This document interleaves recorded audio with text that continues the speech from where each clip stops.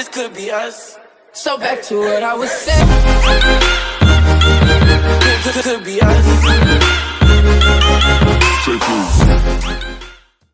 Assalamualaikum warahmatullahi wabarakatuh. Kembali lagi dengan saya Rifael Gawardiman. Di bab 3 ini saya akan menjelaskan tentang IP address dan subnetting. Outline-nya yaitu pengenalan IP address dan subnetting, IP publik dan IP privat, classful dan classless addressing, kasus subnetting, konsep block subnet, IPv4 delivery type, konsep switch dan router. Lanjut, di sini ada pengenalan IP address dan subnetting. Ketika suatu perangkat ingin terhubung ke perangkat lainnya, baik itu menggunakan wired maupun wireless, tentu saja memerlukan identitas nama pada setiap perangkat.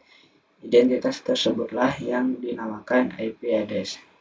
Dan di sini contoh gambar perangkat yang diisi IP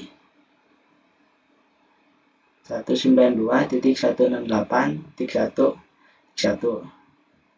Dan di sini perangkat satunya diisi IP 192.168.1.2.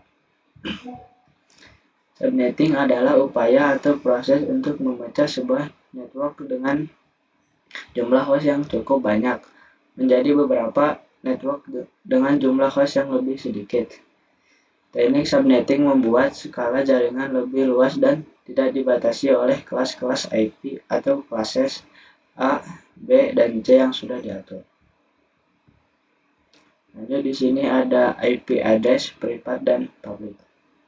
Singkatnya, IP publik merupakan IP yang digunakan internet dan bisa diakses dari mana saja.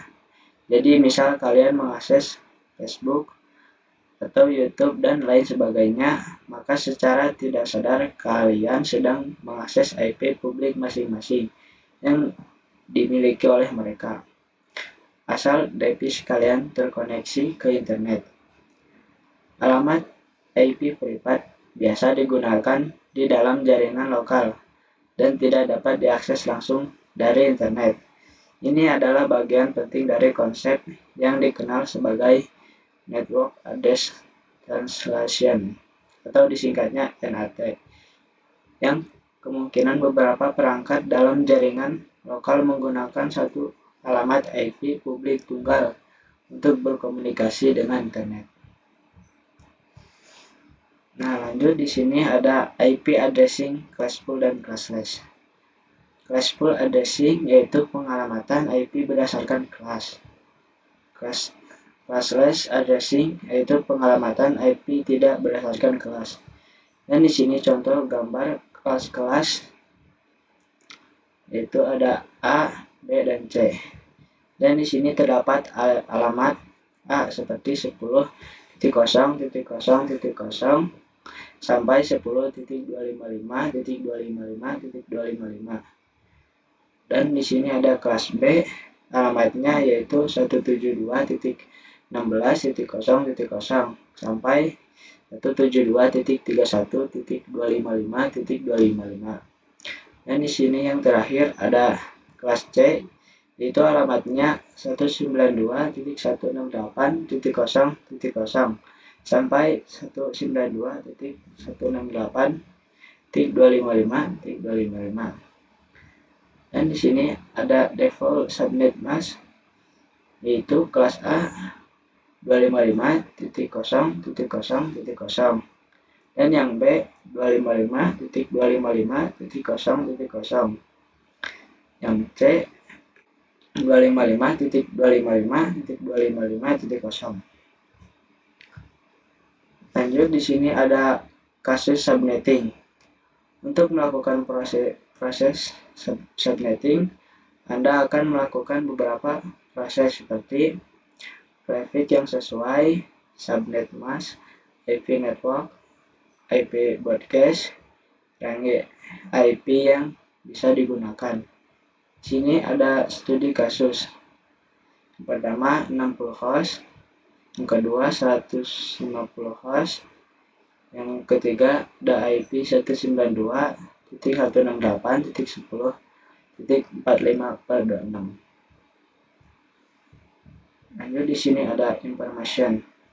Yang pertama, network ID, yaitu identitas suatu kelompok IP atau subnet.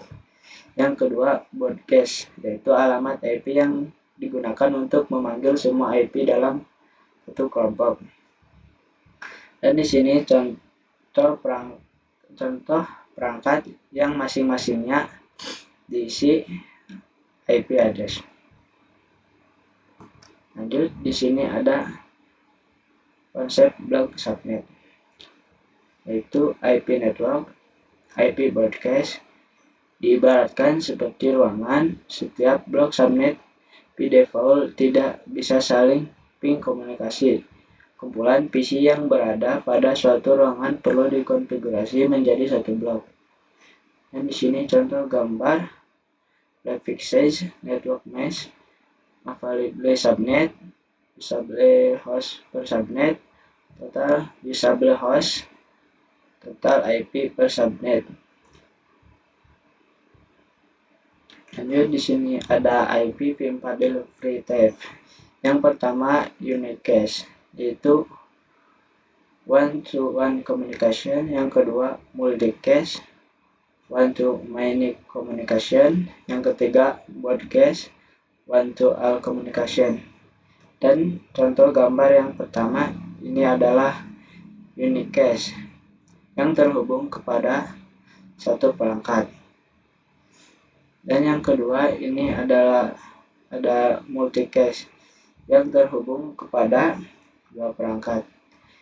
Dan yang gambar yang ketiga di sini ada broadcast yang terhubung ke semua perangkat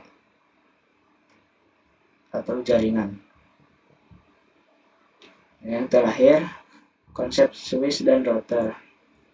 Switch yaitu mengkoneksi perangkat yang satu network. Router yaitu mengkoneksi perangkat yang berbeda network. Sekian dari saya. Wassalamualaikum warahmatullahi wabarakatuh.